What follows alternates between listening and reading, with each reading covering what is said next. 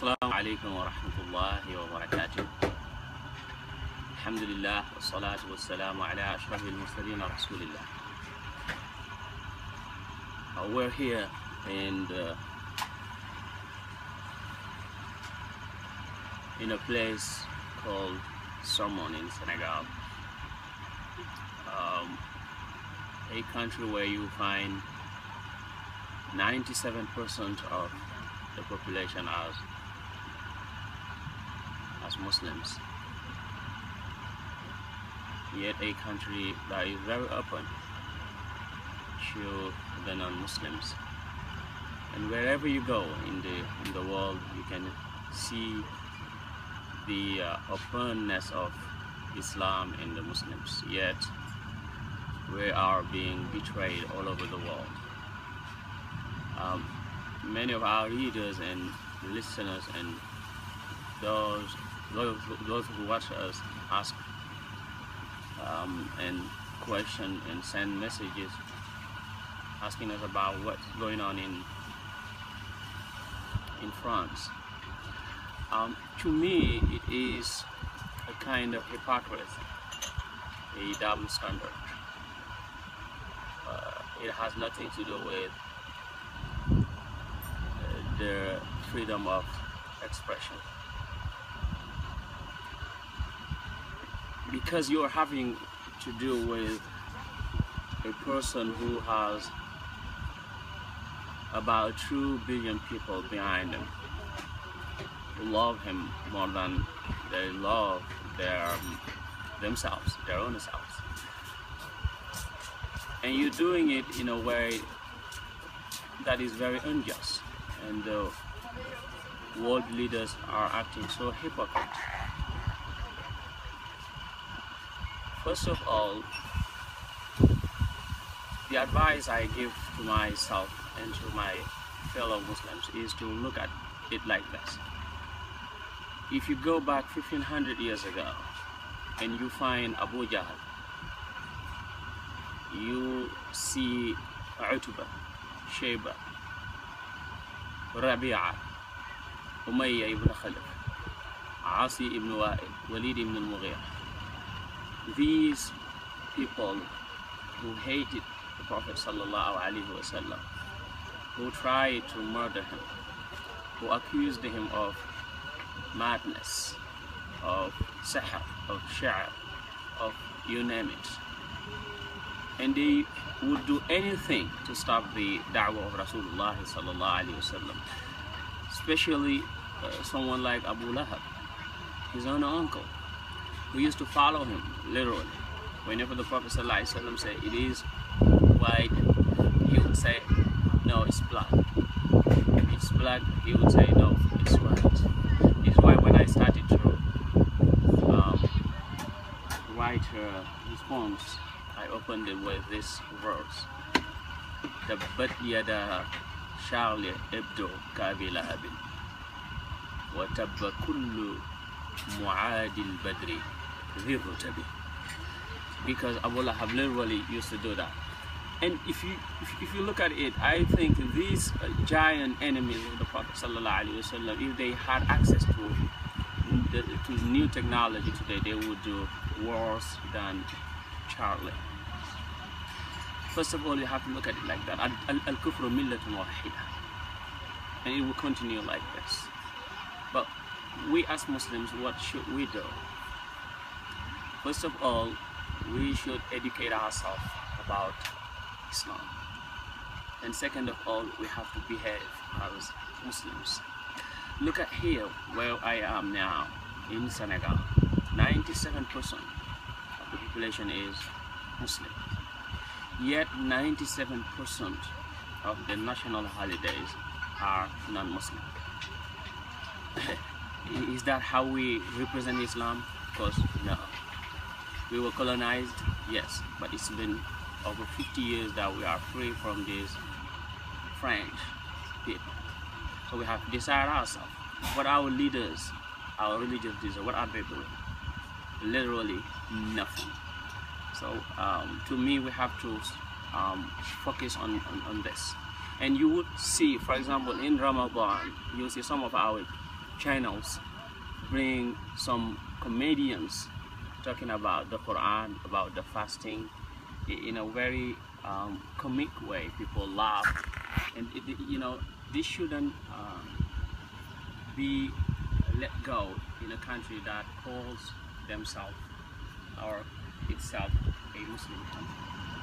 So to me, first of all, we have to know Islam and to represent Islam well. We have to educate ourselves about the Prophet ﷺ, because these pictures that we are seeing everywhere, these are not the pictures of the Prophet ﷺ. The Prophet was not blind. He was the most beautiful person. You couldn't look at him without looking down, because that was the beauty that would reflect when you look at the Prophet Muhammad sallallahu alaihi wasallam, that the Jamal that is combined with Jalal. وَمَنْ رَآهُ مُفَاجَةً يَهَابُ بِهِ أَمَّا مُخَالِطُهُ فَزَائِدُ الرَّحَمِ. One of our scholars in Senegal said, and Sayyidina Hassan ibn Thabit said about him, وَأَجْمَلُ مِنْكَ لَمْ تَرَ قَطُّ عَيْنِي وَأَكْمَلُ مِنْكَ لَمْ تَلِدْهُ النِّسَاءُ. But they used to call him, the kuffar used to call him مُذَمَّم مُذَمَّمًا أَبَيْنَا وَدِينَهُ وَقَلَيْنَا, as you know, Jamil. And the Prophet ﷺ would say, but they are cursing Mudhammam and I am Muhammad. So first of all, we have to know that they are not talking about the Prophet, they are talking about someone else. So we have to learn the beauty, the characters of the Prophet ﷺ, the deen of Rasulullah ﷺ, and represent it very well. And when we have these multiple programs such as the Gamus, the Maulids, the Muggles, the conferences, we have to have specific topics and talk about it. And about Islam, about the Prophet sallallahu alaihi wasallam, talk about the birth, the miraculous birth of the Prophet sallallahu alaihi wasallam, the youth of the Prophet sallallahu alaihi wasallam, the adolescence of the Prophet sallallahu alaihi wasallam, the kind of husband the Prophet Muhammad alaihi salatu wasallam was. He was the best husband and the best father ever. Michael Hart, when he wrote his book, he said as a Christian he couldn't even put Jesus on the top, because the Prophet ﷺ was a success both in deen and dunya, both in spirituality and in the lively way of talking. So he couldn't put anyone else on the top of the Prophet ﷺ, because he was the best prophet and he was the best father, the best friend, the best husband, the best everything you could say. من كل وصف حميد said حجمالي هذا أفعال التفضيل رجاء البرايا يوم مزدحم. And one of our elders here in Senegal, Ahmed Bamba, said رام الورى نيل فضل مسرعين له والفضل عند رسول الله قرار. The people are running for good, but actually they are going to a wrong direction, because the right direction to get good is Rasulullah sallallahu alaihi wasallam. And Imam Busiri used to say, دع ما دعته النصارى في نبيهم واحكم بما شئت مدحا فيه واحتكم وانسب إلى ذاته ما شئت من شرف وانسب إلى قدره ما شئت من عظم فإن فضل رسول الله ليس له حد فيعرب عنه ناطق بفمه. So first of all, we have to learn the deen. We have to learn about the Prophet Muhammad sallallahu alaihi wasallam. We have to behave like the Prophet Muhammad sallallahu alaihi wasallam. The very same behavior that he had towards these enemies of himself, Abu Jahl, Walid ibn Mughira, Al-Asi ibn Wa'il, Umayyah ibn Khalaf. Look at the Sahaba afterwards. They did all these things. But the Prophet Muhammad ﷺ, when he began Mecca, the day he wanted to go out of Mecca, the day he had to leave Mecca, it was the day they met, literally to kill him, to murder him. In Darul Nadwa, Allah informed him. He was hiding when he left Mecca, but when he came back to Mecca 8 years after, the very leaders of Mecca were hiding from him, and he said to them, what do you think I would do? What do you think that I will do to you? They said to him, أخُ الكريم وابن أخ الكريم. And he said, اذهبوا فأنتم الطلقاء. Go, you are all free. He freed them literally. عليه الصلاة والسلام. And with all they did, because of his good character, because of his truthfulness, because of his seriousness, and going to the point, and continuing to call people to the life he brought, these people either ended up by being Muslims, or their only children ended up by by being Muslims. As we say in Wolof, that's why in Medina the Prophet ﷺ wouldn't let people to talk about Mecca, because there were these Sahaba, Ikrama ibn Abi Jahl. He used to say to Ikrama that I knew that there was good in your father. He used to see good in the enemies. And this good we can see, I'm telling you, in these people of Europe, because we can use this to teach people Islam, so that the children of the people who are in Charlie and the other people who are hidden there, their only children will become Muslims. And we know that. We're in America and we know how many people accept Islam on a daily basis. We see that every day. Not even 10 days ago in our masjid, after we finished the khutbah, people accepted Islam. They came to listen to what Islam is about. So we can have the same thing that the Prophet ﷺ had. Ikrama ibn Abi Jahl was the son of the biggest enemy of Rasulullah ﷺ. And the Prophet used to tell him, I knew there was some good in your father. And his father was the Fir'aun of his ummah. And he literally hated the Prophet Muhammad ﷺ. He said to the person who killed him, it was reported that when Abdullah ibn Mas'ud killed him in Badr, and Abdullah ibn Mas'ud was a very short person, Abu Jahl used to laugh at him in Mecca, especially when he recited Surah Al-Rahman. Abu Jahl was so mad and said to him, if I kill you, they will say I killed a person and you're not a person. And he was mad. Rasulullah ﷺ told him, no, it's you who's going to kill him. And literally he killed him in Badr.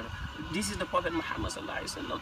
And when he killed Abu Jahl told him that, say to Muhammad, in this world I'm living, I'm not going to live here someone I hate more than him. And the hereafter I'm not going to find there someone I hate more than him. Yet the Prophet saw good in him, and to him that good was the person of Ikrama, who came out of Abu Jahl. Walid ibn Mughira is the father of Khalid ibn al-Walid. You all know Khalid ibn al-Walid, that brave, that shuja', that champion of Islam. You know, Amr ibn al-As, who said, I hated the Prophet ﷺ the most before I accepted Islam, but the day I accepted Islam, it is him whom I love the most. Amr ibn al-As was not only an enemy before Islam, but his father was one of the most the biggest enemies of the Prophet ﷺ, Al-Asi ibn Wa'il. You know, and you see all of them, their children end up by being Muslims. So Muslims need this. We're not gonna say we're gonna be violent. No, violence is not the solution, but just let go also is not the solution. The solution is we have to educate ourselves. We have to behave like the Prophet ﷺ. We have to teach people in Europe, in America, and we as governors, we have to put also some acts that are political. We have to put the interests of Occident, of West on the table. They either respect Rasulullah or let us go. So this is our presidents, our governors, our kings. This is their job. But when you see Mahmoud Abbas and some other Muslim presidents are protesting against what happened to Charlie, and not protesting against what's happening in Syria, in Yemen, in everywhere, in Nigeria, are these people more interesting or more important than our own people? So Allah Ta'ala tells us in the book, and I haven't seen any book who said it as clear as the Quran. من قتل نفسا بغير نفس أو فساد في الأرض فكأنما قتل الناس جميعا. Whoever kills an innocent person is as if he killed the whole humanity. ومن أحياها فكأنما أحيا الناس جميعا. Whoever let a person survive, help a person survive, it's as though he has helped the whole humanity survive. So this is what we have to know, and this is what we have to put together. We have to learn about the Prophet, behave the way the Prophet ﷺ behaved, and call people to Islam, and teach them, and put political acts as governors, as presidents, not as these groups